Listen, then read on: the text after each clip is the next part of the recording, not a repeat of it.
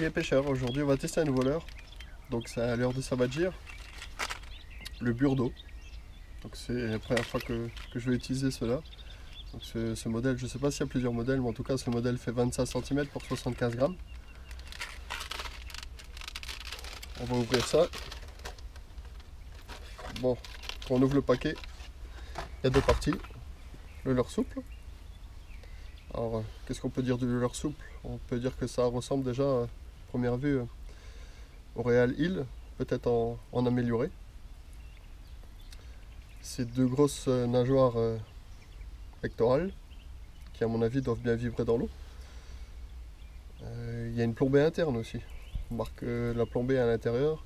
C'est vrai que les premiers Real Hill avaient la plombée ici devant. J'ai l'impression qu'il y a des petites billes à l'intérieur aussi. Donc bon, niveau esthétique, rien à dire, vraiment sympa. Il n'y a plus qu'à essayer. Pour le montage, on a l'hameçon qui est juste là.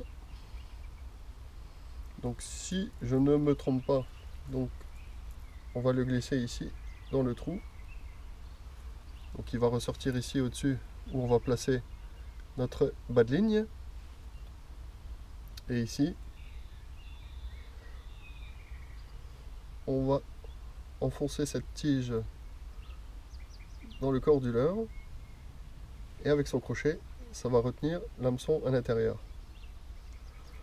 Bon, le côté pratique de ce type de montage, c'est que si vous avez un poisson, et ben l'hameçon va se décoller automatiquement du leurre, ce qui veut dire que vous allez limiter les décrochés. Donc le système est pas mal. À voir à l'usure. Donc voilà. Il n'y a plus qu'à pêcher, on va essayer ça. Et puis on va voir si ça va nous faire quelques poissons. Allez, à tout de suite.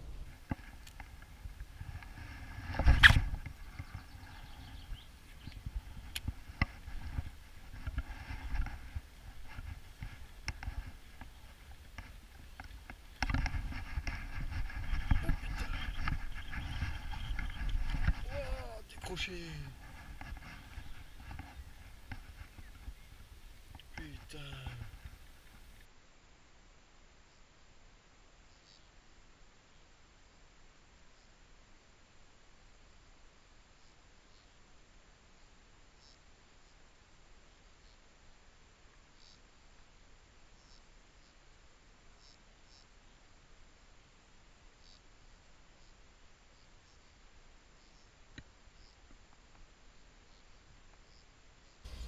Bon voilà, j'ai pu essayer le leurre pendant 2 petites heures. Alors mes retours, déjà la nage elle est parfaite. C'est vrai que quand on regarde dans l'eau, la queue ondule un peu comme le Real Hill, si c'est pas un peu mieux, elle est même un peu plus épaisse, un peu mieux dessinée. Donc franchement vraiment sympa. Autre chose, les nageoires qu'on a sur le côté ici, vous voyez là ça bouge quand je bouge avec la main, mais c'est vrai que dans l'eau elles vibrent toutes les deux. Et c'est vrai que je pense que ça c'est vraiment un réel plus sur ce leurre. Parce que bon, on retrouve quand même ce type de leurre, des grubs comme ça, on en retrouve chez Daiwa aussi. Il y a un grub qui ressemble beaucoup à celui-là, qui a la queue un peu pareille. D'ailleurs j'avais fait une vidéo sur celui-là qui était très preneur.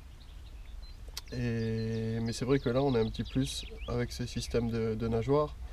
Deuxième plus, le triple, vu comme il est placé, c'est vrai qu'il est libre. Donc quand on aura une attaque, on a plus de facilité à piquer le poisson. Alors autre chose que j'ai vu après, ici, en fait vous avez des rattles, des billes bruteuses qui sont placées dans la queue. Donc c'est ça que j'entendais, c'est ça qui fait le bruit. Donc vraiment très bon retour pour ce premier essai. C'est vrai que la nage elle impressionne le pêcheur. Ça plaît déjà énormément aux pêcheurs. Maintenant à voir sur du plus long terme pour les poissons. Bon déjà sur ce premier essai j'ai quand même loupé un beau poisson qui devait faire un brochet de 75-80. Donc bon c'est dommage, il était mal piqué. J'ai également vu une perche de quoi 45-50 qui a suivi mon leurre jusqu'au bord. Donc déjà ça a intéressé le brochet et ça a intéressé aussi les perches. Donc ça c'est vraiment déjà pas mal. Et vu le leurre que c'est, je pense que ça intéressera aussi les silures. Parce qu'on peut dire que ça ressemble légèrement à un gobier avec ses grosses nageoires sur le côté. Donc c'est vrai que sur la Moselle, là où on a pas mal de silures qui mangent les gobies, ça peut les intéresser. Donc autrement, petit point négatif par contre que j'ai remarqué, c'est vrai que là je pêchais dans des étangs qui sont, ils font 2,50 m maximum, mais bon, il y a déjà pas mal d'herbiers. Donc le premier point négatif pour moi, c'est-à-dire qu'ici, vous voyez, vous avez l'accroche qui est ici, donc le fil qui part ici au-dessus. C'est vrai qu'on a beaucoup d'herbiers qui se coincent, quand il y a de l'herbier bien sûr, il y a beaucoup d'herbiers qui se coincent ici, entre le fil et la tête. Donc ça c'est quand même un truc assez gênant. Bon après maintenant si les fonds sont propres, on n'a pas ce problème, hein. Donc par rapport à ça justement, je ne sais pas s'il existe d'autres modèles de ce leurre. Mais bon c'est vrai que ce leurre, je pense qu'il faut pêcher au moins dans 2,50 m, 3 mètres d'eau propre pour pouvoir bien pêcher. Parce que là aujourd'hui j'étais un peu rapide, je ramenais un peu rapidement par rapport à justement à tous ces herbiers. Donc ça n'a pas facilité la pêche. Donc sur 2,50 m, 3 mètres d'eau, franchement, voilà, si c'est propre, il n'y a pas de souci. Il faudrait peut-être voir, ou à moins que ça existe, je dis bien, j'ai pas regardé, s'il n'existe pas une version plus légère. C'est vrai que ça serait pas mal. Ça permettrait de pêcher plus lentement dans 1,50 m, 2 mètres d'eau. Ce qui pourrait vraiment être pas mal sur ce coup-là, quoi. Voilà pour le premier retour sur ce leurre. Et puis il y aura sûrement d'autres vidéos qui suivront derrière avec, j'espère, du poisson. Ciao les gars!